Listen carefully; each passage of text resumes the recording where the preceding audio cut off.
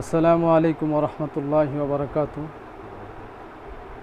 দেশ ও প্রবাস থেকে যারা দেখছেন আমাদের এই বেইলুর পশ্চিমপাড়া বাইতুল মামুর জামে মসজিদ নির্মিত হয়েছে 5 বছর রানিং। এলাকার মানুষ এখানে তারা যথেষ্ট আন্তরিক, তাদের আন্তরিকতার মধ্যে কোনো কমতি নাই। তারা যথেষ্ট পরিশ্রম করে, অক্লান্ত পরিশ্রম করে এই পর্যন্ত তারা নিয়ে আসছে।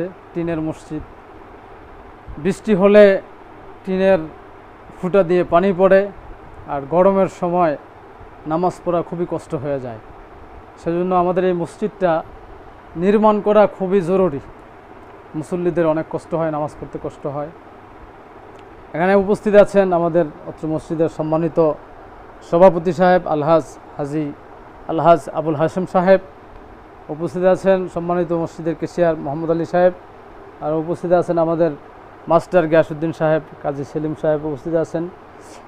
এখানে আমাদের মসজিদের কাজ করার জন্য সবার খুব আগ্রহ, দিলের তামান্না, কিন্তু এলাকার লোকজন অসচ্ছল হওয়ার কারণে, আর্থিকভাবে সচ্ছলতা না থাকার কারণে মসজিদের কাজটা শুরু করা যাচ্ছে না। দেশ ও প্রবাস থেকে যারা দেখছেন তাদের কাছে আবেদন, অনুরোধ, আপনারা দোয়া করবেন মসজিদের জন্য। আর আমাদের স্ক্রিনের মধ্যে মসজিদের ব্যাংক অ্যাকাউন্ট নাম্বার দেওয়া থাকবে, আপনারা যোগাযোগ করে, নাম্বার দেওয়া থাকবে, ফোন করে যোগাযোগ করে আপনারা চাইলে এই আল্লাহর ঘরের জন্য সাহায্য সহযোগিতা করতে পারবেন ইনশাল্লাহ। রসুল করিম সাল্লাল্লাহু আলাইহি ওয়াসাল্লাম বলেছেন, মান বানা লিল্লাহি মসজিদান বানাল্লাহু লাহু বাইতান ফিল জান্নাহ। মান বানা লিল্লাহি মসজিদান, যে ব্যক্তি আল্লাহর জন্য মসজিদ বানায়, বানাল্লাহু লাহু বাইতান ফিল জান্নাহ, আল্লাহ তাআলা তার জন্য জান্নাতের মতো একটি ঘর নির্মাণ করেন। রসুল করিম সাল্লাল্লাহু আলাইহি ওয়াসাল্লাম এর এই হাদিস আমরা সামনে রেখে আমরা এই মসজিদের জন্য আমরা যেভাবে পারি আমরা মসজিদের জন্য দান অনুদান করব ইনশাআল্লাহ। কোরআনে পাকের মধ্যে আল্লাহ তাআলা বলেন, তাআওয়ানু আলাল বিররি ওয়াত তাকওয়া ওয়ালা তাআওয়ানু আলাল ইসমি ওয়াল উদওয়ান। তোমরা নেকের কাজে, কল্যাণের কাজে একে অপরকে সাহায্য সহযোগিতা করো।